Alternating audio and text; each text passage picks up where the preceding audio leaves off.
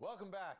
In most cases, not necessarily murder cases or really horrific cases, but in most cases, a criminal defendant has a bail amount that is set. And it's amount of money that they can either pay with cash or get a bail bondsman to post a bond for them to get out of jail until it's time to return for their trial and other pretrial hearings. So depending upon how much money the defendant has and what the charges are and their ties to the community, a judge will calculate how much that bail should be set to ensure that the defendant shows up. There have been some high bails through the years, but what are the highest? Ted Rollins has the answer. Lori Vallow and Chad Daybell are being held on $1 million bail, which is high, but nowhere near what some defendants have faced. We talked to Michelle Esquenazi, known as the bail queen of New York and New Jersey and the president of the National Association of Bail Agents, about some of the highest and in some cases outrageous bail amounts handed out by judges around the country. Let's start with Bernie Madoff. When he was arrested in 2008, his bail was set at $10 million. Bernie Madoff did a lot of really bad things, and he made a lot of people that trusted in him, like he wiped out their life savings, and he was the kind of guy, and this is so true with these kind of guys, is they are the bigger risks, right? They're the white-collar guys. They've got 1 million passports. They've got stacks of cash. They've got people that'll drive them over the border. So he's the kind of guy that was a huge flight risk. So I kind of agree with the judge on a large amount of bail there. When Marion Suge Knight was arrested in March of 2015 facing murder charges, his bail was set at a whopping $25 million. His lawyer at the time called it laughable. I did an attempted murder bail the other day in the Bronx. It was $10,000. Crime is on sale in the Bronx. Suge Knight, I think he got that big bond amount because of his name.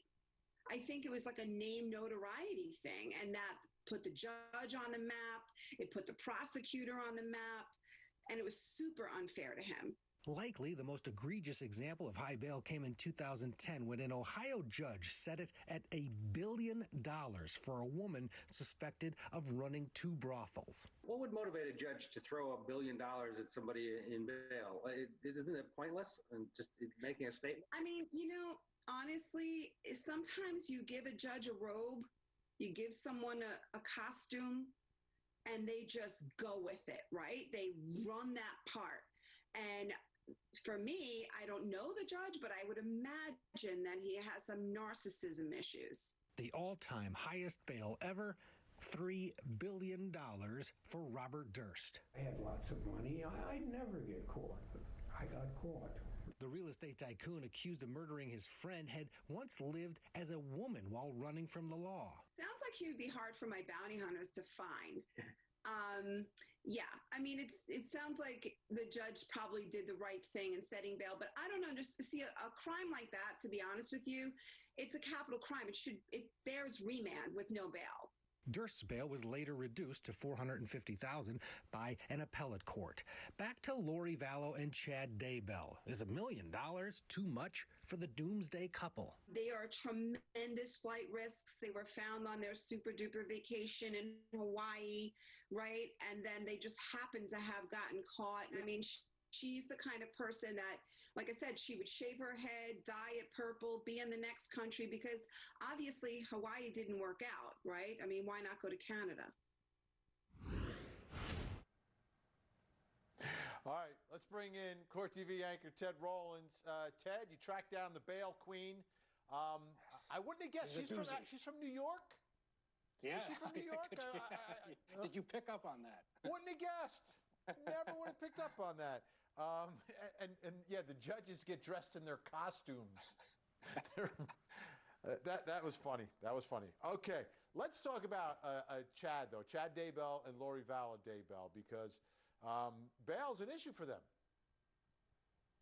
Yeah, I talked to a bail bondsman out in Rexburg, Idaho, when the $1 million came out. And here's the thing: Chad Daybell did pick up $400,000+ after Tammy died through a life insurance policy. So theoretically, yeah, they probably blew maybe conservatively 30, 40 grand in Hawaii and gallivanting around. But they probably had the money, at least to get Lori out at the beginning. The problem here is that there are other charges that might be coming down the road. They might come tomorrow. They might come in a few months. So if you're going to put up $100,000 to secure the million, you're going to lose that if the game changes and the charges go up. So they're in a really difficult situation. Even if they had the money, it would be a complete waste of money and a huge risk to throw it up in bail. They're much better off just to be sitting this one out in jail. So what you're saying, and for people not familiar with the way it works with a bondsman or a bondswoman, is they're the ones who actually say, okay, we're good for the money, right? We're good for the $1 million, but the client, who is the defendant, has to pay the bondsman to do that, or bondswoman, and that's usually a 10% fee that they don't get back, right? So if it's $1 million bond, they would have to pay $100,000 to get Lori out, but then if she gets arrested and bail gets revoked, they don't get the $100,000 back from the bondsman. No, even if at the end of the day they're found not guilty, they don't get their 100 G's back. That's the way the system works. Now, so when you get to the level of $1 million and higher bail, it makes defendants think twice about putting that money up. And I'm sure John Pryor doesn't want Chad Daybell throwing too much at it, because he needs his fee as well. And Mark Means, the lawyers are going to need a lot of money. Chad Daybell needs every penny he has, probably, if he's going to finance his and his wife's defense. Yeah, and the other part are experts, too. People forget about the other costs associated with defending someone. It's not just the lawyers. Lawyers take their piece, for sure. But then you've got to hire experts, and if it's a murder case, it's not yet, we know, but if it's a murder case, you're going to have maybe a pathologist.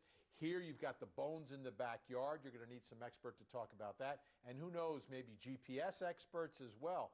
So there's a lot of cost that goes along with that. So I guess they kind of tucked their money away, Lori and Chad, to pay lawyers and just try to get out from under this whole thing. But it does, it does end up costing something.